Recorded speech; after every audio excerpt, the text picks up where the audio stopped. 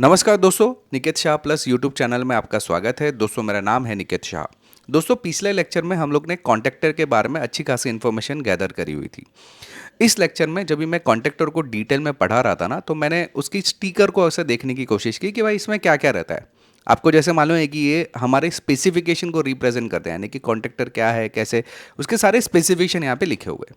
इसमें एक बहुत ही इंटरेस्टिंग चीज़ मुझे देखने मिली, जो कि है ये आपको यहाँ पे दिखाई दे रहा है AC3, ऐसा कुछ तो भी दिखाई दे रहा है, करेक्ट।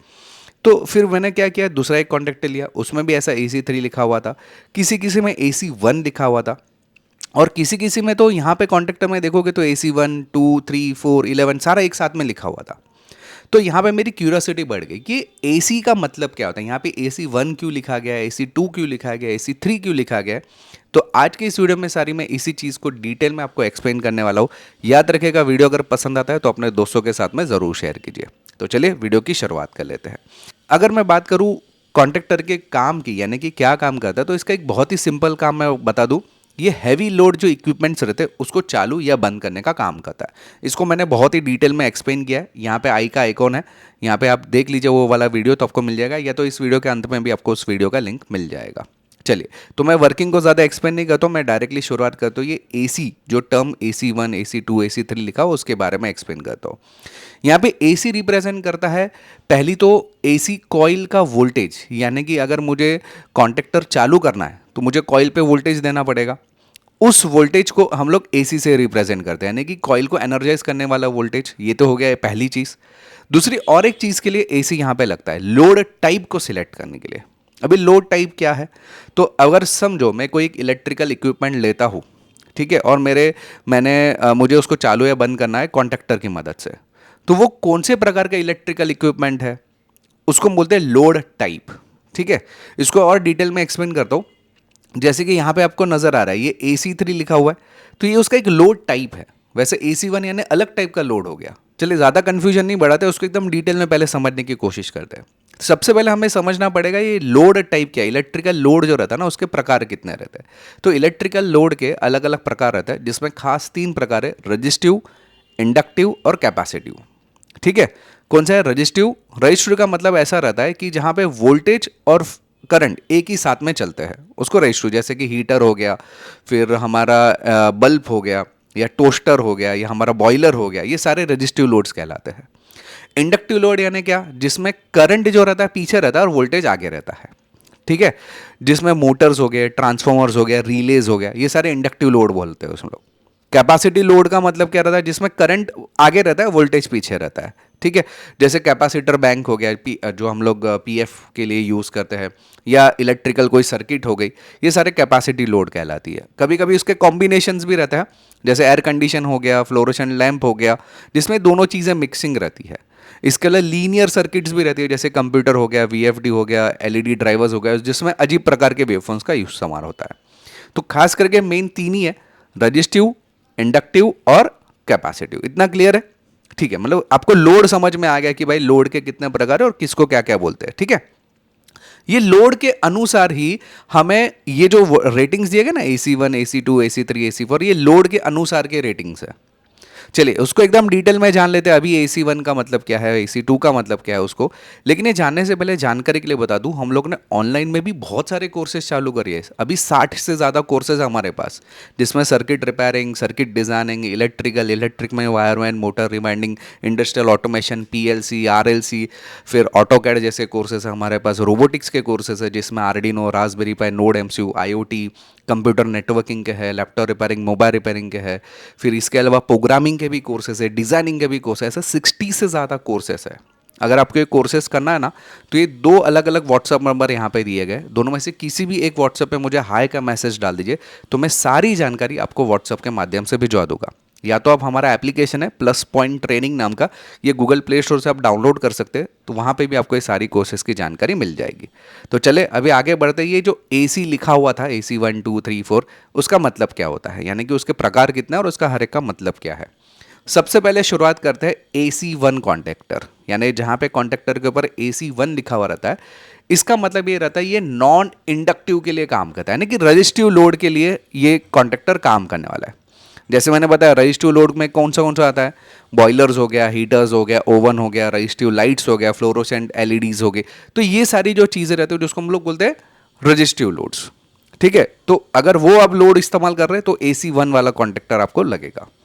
अगर आप AC2 कॉन्टेक्टर का यूज कर रहे हो तो उसका मतलब ये कॉन्टेक्टर जो है स्पेशली डिजाइन किया गया स्लिप रिंग मोटर के लिए। स्लिप रिंग मोटर आपको ऐसे अलग अलग स्लिप रिंग्स बताई देती जिसमें अलग अलग स्पीड के लिए अलग अलग चीज़ों के लिए नियंत्रित किया जाता है। इसके तो आप बहुत सारे एप्लीकेशन है, खास करके क्रेन्स वगैरह में या कुछ प्रीसाइज वैल्यू के लिए हम लोग ज़्यादातर यूज़ करते हैं। तो वहाँ पे AC2 जो कॉन्टेक्टर है उसका इस्तेमाल किया जाता है। याद रखिएगा स्पेशली स्लिप रिंग के लिए ही स्पेशली AC2 कॉन्टेक्टर का इस्तेमाल किया था। नॉर्मली आपको ये देखने नहीं मिलेगा। ज़्यादातर जो आपको देखने मिलेगा वो AC3 ही देखने मिलेगा। मैंने जैसे बताया मेरे पास जो था वो भी AC3 का ही था। तो AC3 ये स्क्विरल केज मोटर यानी कि हमारा जो नॉर्मल इंडक्शन मोटर रहता ना उसको कंट्रोल करने के लिए AC3 लगता है।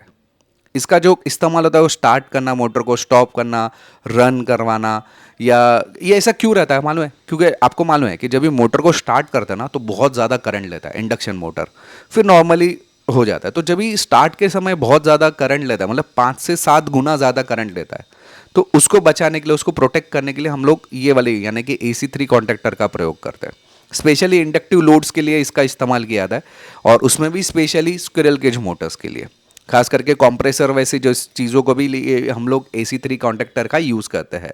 इसमें इंडक्शन फ़ैन हो गया, मोटर पंप्स हो गए, फिर आपका कन्वेयर सिस्टम्स रह गया, कंप्रेसर्स हो गया, ये सब चीज़ों के अंदर AC3 का ही आपको यूज़ करने देखने मिल जाएगा। AC4 कॉन्टेक्टर का मतलब ये भी स्क्विरल केज मोटर के लिए ही है, लेकिन इसका जो ना अभी आपको मैं कैसे समझाऊं कि एकदम फटाफट, मतलब बंद चालू ऐसा फटाफट स्पीड में करना है। जहां पे बार बार बंद चालू करने की जरूरत पड़ेगी वहां पे AC4 का यूज करता है। मतलब पिछले लेक्चर में बताया था कि कॉन्ट्रैक्टर ज्यादा बंद चालू करने का काम नहीं करता, इसलिए उसकी उम्र ज्यादा रहती है। लेकिन कुछ कुछ एप्लीकेशन जैसे लिफ्ट हो गया, अभी लिफ्ट कितनी बार बंद चालू करने पड़ते हैं, फ्रिक्वेंटली होता है वो भी, करेक्ट। तो उस समय आपको वहां पे जो कॉन्ट्रैक्टर का प्रयोग होता है ना लिफ्ट्स वगैरह में, वो AC4 कॉन्ट्रैक्टर का यूज किया जाता है। या कभी कभी ऐसा रहता है ना कोई प्रीसाइज करने, अभी जैसे रोबोटिक आर्म है, रोबोटिक आर्म के अंदर कैसा है, अभी जैसे गाड़ी के अंदर वो पेंटिंग करना है तो वो पेंट करने के लिए आर्म को बहुत सारी पोजीशंस में घूमना पड़ता है। तो उसमें मोटर कितनी बार स्टार्ट होती है, कितनी बार स्टॉप होती है, कितनी बार रिवर्स फॉरवर्ड होती है, करेक्ट।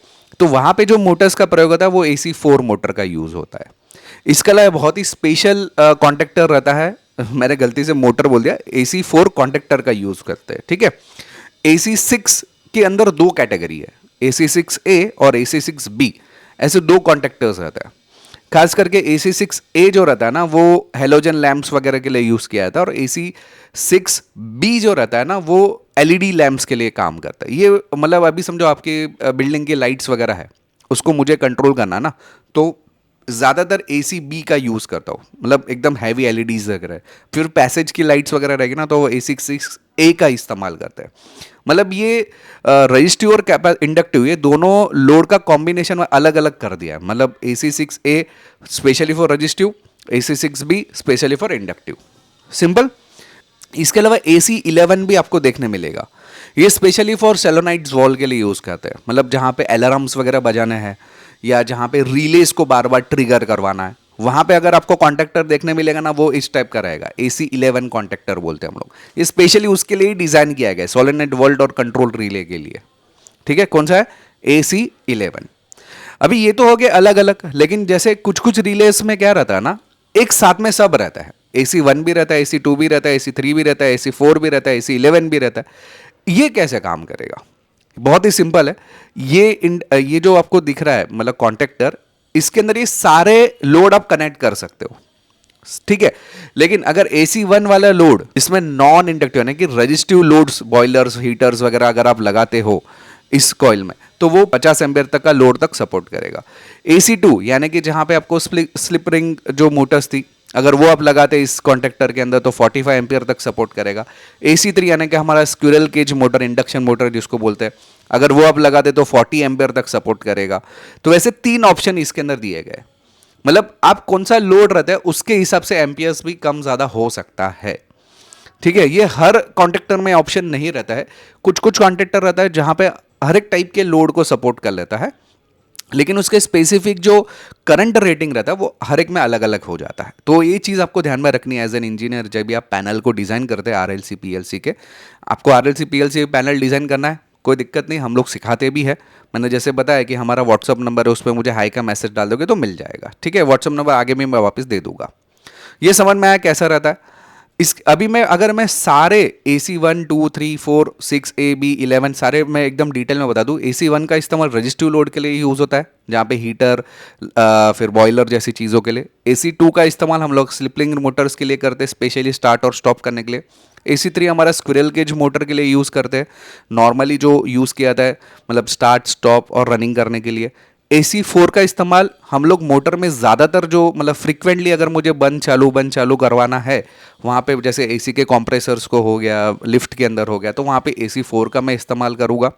फिर 6A और 6B में अलग अलग लाइट लोड के लिए बेसिकली काम करता है। 6A जो है वो इंडक्टिव रजिस्टिव, और 6B जो है वो इंडक्टिव लोड के लिए काम करता है। वैसे ही AC 11 जो रहता है वो स्पेशली फॉर सोलेनाइड्स रिलेज और सोलेनाइड वॉल जो रहता है उसको कंट्रोल करने के लिए काम करता है।